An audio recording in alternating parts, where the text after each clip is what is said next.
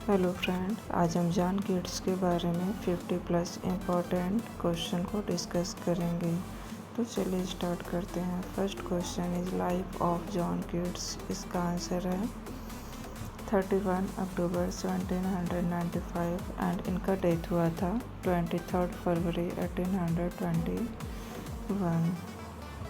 तो second question is where was John Keats born. John Keats का जन्म कहाँ हुआ था? इसका आंसर है London. What was Keats profession. Keats का प्रोफेशन क्या है?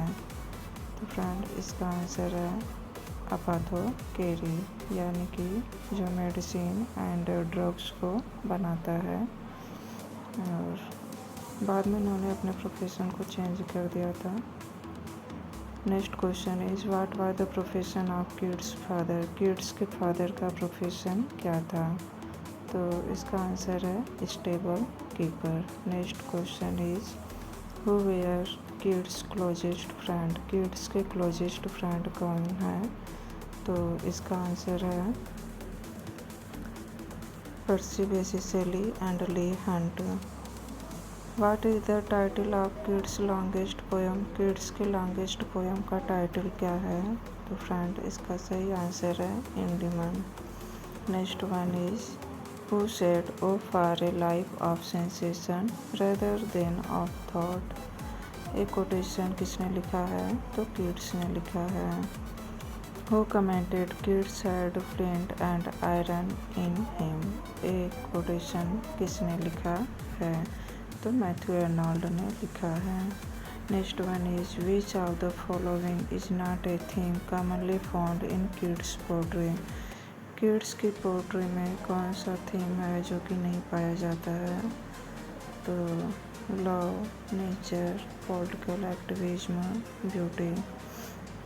इनमें से पॉलिटिकल एक्टिविज्म नहीं पाया जाता है। What literary movement is kids associated with. Kids किस लिटरेरी मूवमेंट से रिलेटेड हैं? तो फ्रेंड, इसका सही आंसर है रोमांटिसिज्म एंड सेकेंड जनरेशन के रोमांटिक पोएट माने जाते हैं। Next one is which among the following is not a poem by kids. इनमें से कौन सा किड्स के द्वारा लिखा गया एक पोएम नहीं है? एंडाइमियन, ऑटो नाइटिंगेल और सॉलिट्यूड। ये तीनों ही किड्स के द्वारा लिखे गए हैं, जबकि ऑटो, स्काइलार या किड्स के द्वारा नहीं लिखे गए हैं या पीवी शेली के द्वारा लिखे गए हैं। Next one is who was Keats fiancee. Fiancee मतलब बिलाउड। किड्स की बिलाउड कौन है? तो फ्रेंड, इसका सही आंसर है Fanny Brawne. Next one is which of Keats work is considered a great ode. Keats का कौन सा वर्क एक ग्रेट ओड माना जाता है? तो इसका आंसर है ode to a nightingale. Next one is I loved the principle of beauty in everything this line is found in. एक कोटेशन किस में पाया जाता है? तो किड्स लेटर में पाया जाता है। विच of Keats poem is known for its famous opening line a thing of beauty is a joy for ever. यह किस में पाया जाता है ये कोटेशन? तो इंडिमन में पाया जाता है। Next one is which of Keats poem was inspired by his experience studying medicine. तो इसका आंसर है the fall of Hyperion. Next one is what is the title of Keats unfinished epic poem. Keats का unfinished epic poem का title क्या माना जाता है? इसका आंसर है Hyperion. Next one is what age was when Keats when he died. तो Keats किस एज में डेथ हुई थी? इसका आंसर है 25। Next one is which poem by Keats is a response to his brother's death. तो उसके ब्रदर के डेथ के रिस्पॉन्स में कौन सा पोएम लिखा गया था? इसका आंसर है when I have fears that I may cease to be. Next one is we had poetry that has a palpable design upon us Keats remarked in a letter to. तो friend, ये Keats में किसके बारे में लिखा गया था? तो जॉन हैमिल्टन के बारे में लिखा था। Next one is December 21, 1870, in a letter to his brother George and Thomas, Keats has used a term named. तो December 21, 1817 में कीट्स ने कौन सा टर्म यूज किया था? तो फ्रेंड इसका सही आंसर है निगेटिव कैपेबिलिटी, और इन्होंने अपने ब्रदर जॉर्ज को लिखा था। Next one is what illness did Keats suffer from through out his life? Keats अपनी पूरी लाइफ में किस बीमारी से पीड़ित रहे हैं? तो इसका सही आंसर है ट्यूबरकुलोसिस, और यह एक इनकी फैमिली डिजीज़ थी और सभी लोग इस से गुजर रहे थे, इस बीमारी से। Next one is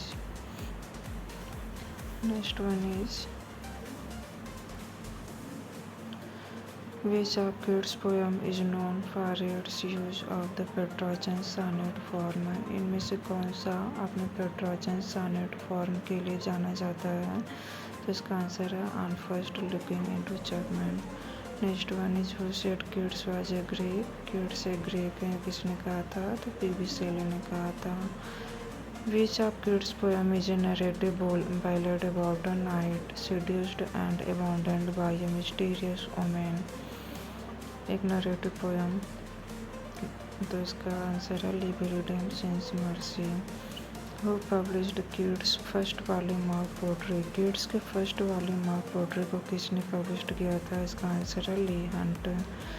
next one is what is the name of Keats brother who died of tuberculosis? Keats के ब्रदर का क्या नाम था जो ट्यूबरकुलोसिस से डेथ हुई थी? इसका आंसर है Tom. What is the title of Keats' long narrative poem based on Greek mythology? तो Keats के लॉन्ग नरेटिव पोएम का टाइटल क्या है? तो एंडाइमियन। Which of Keats' poem is an ode addressed to the season of autumn? तो autumn से related इनका कौन सा पोएम है? तो to autumn। Next one is Thou still unravished bride of quietness, in which of Keats' poem the line occurred? यह quotation किस poem से लिया गया है? तो ओड ऑन ग्रेसियन से लिया गया है। In which magazine did the critic attack Keats his work Endymion? Friend किस मैगजीन में क्रिटिक्स ने Keats पर अटैक किया था एंडाइमियन में? तो Blackwood's and the Quarterly Review. Poetry should surprise by a fine excess, and if poetry should not come as naturally as leaves to a tree, it had better not come at all. These lines are from the pen of। तो friend एक quotation किसने लिखा था? तो Keats ने लिखा था। Keats was not only the last but also the most perfect of the romanticists who commented। Friend एक कोटेशन लॉन्ग ने लिखा था।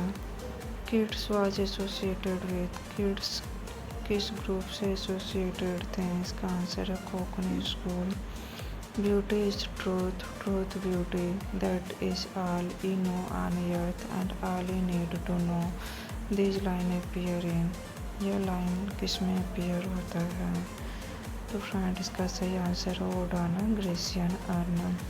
Next one is Keats was one of the inheritors of unfulfilled renown who said। यह quotation किसने कहा है Keats के बारे में? तो पर्सी बेसी शेले ने लिखा है। हाइपेरियन प्रेजेंट्स वार बिटवीन। हाइपेरियन वार किन किन के बीच में वार को प्रेजेंट करता है? तो titans and Olympians. Next one is Keats poem Isabella is story of love between Isabella and Lorenzo, who wrote a famous pastoral elegy on the death of Keats। Keats के death पर किसने एक elegy लिखा था? इसका answer है PB Shelley. Next one is Which ode of Keats end with the line forever with thou love and she be fair? यह quotation किसने लिखा है? किड्स किस वर्ड में लिखा गया है, तो ओड ऑन ग्रेसियन अर्न में लिखा गया है। What is the name of the literary magazine that published some of Keats early poem. Keats के अर्ली पोयम को किस मैगजीन में पब्लिश किया गया है, तो the Edinburgh review. What is the title of kids' poem that describe a vision of a knight's lady love trapped in a dream-like state? इसका answer है ली विलियम्सन्स mercy. In which poem does Keats describe the mysterious and enchanting figure of the Llywelyn who leads the knight to his doom? तो friend इसका answer है ली विलियम्सन्स मर्सी। Next one is What is the central theme of Keats' poem Ode on Melancholy? Ode on Melancholy का central theme क्या है, तो फ्रेंड इसका सही आंसर है the transience of beauty. Which of Keats' poem is known for its exploration of the theme of morality and the fear of dying before achieving artistic greatness? इसका answer है moral. इसका answer है friend जो कि morality. When I have fears that I may cease to be. Here lies one whose name is written water is written on. A quotation Keats के epitaph पर लिखा गया है। What is the primary message connect in Keats poem bright star poem में क्या message दिया गया है, तो फ्रेंड इसका सही आंसर है the enduring power of love. Keats poem ली विलियम्सन्स मर्सी इज ए। किड्स का पोएम ली विलियम्सन्स मर्सी इनमें से क्या है, तो बैलेड है। Next one is which one of the following poem of Keats is a story of the elopement of two lovers. इनमें से कौन टू लवर्स के एलोपमेंट के बारे में की स्टोरी है, तो फ्रेंड इसका सही आंसर है the Eve of Saint Agnes. Next one is Madeline is the central character in which of the narrative poem by Keats. Madeline एक सेंट्रल कैरेक्टर है किस पोएम का, तो the Eve of Saint Agnes. Next one is what is the overarching theme of many of Keats' odes, including Ode to Nightingale and Ode on Grecian Urn। Ode and Nightingale and Grecian Urn का theme क्या है, the beauty and permanence of art and imagination.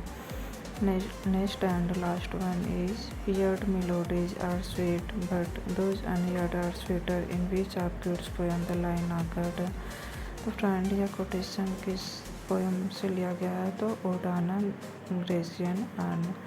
तो friend आज के लिए इतना ही, और अगर हमारा वीडियो अच्छा लगा हो तो कमेंट बॉक्स में अपना फीडबैक ज़रूर दीजिएगा, और वीडियो अगर पसंद आया हो तो लाइक शेयर और सब्सक्राइब करना मत भूलिएगा। आज के लिए इतना ही, कल फिर मिलते हैं नए वीडियो के साथ एंड नए टॉपिक।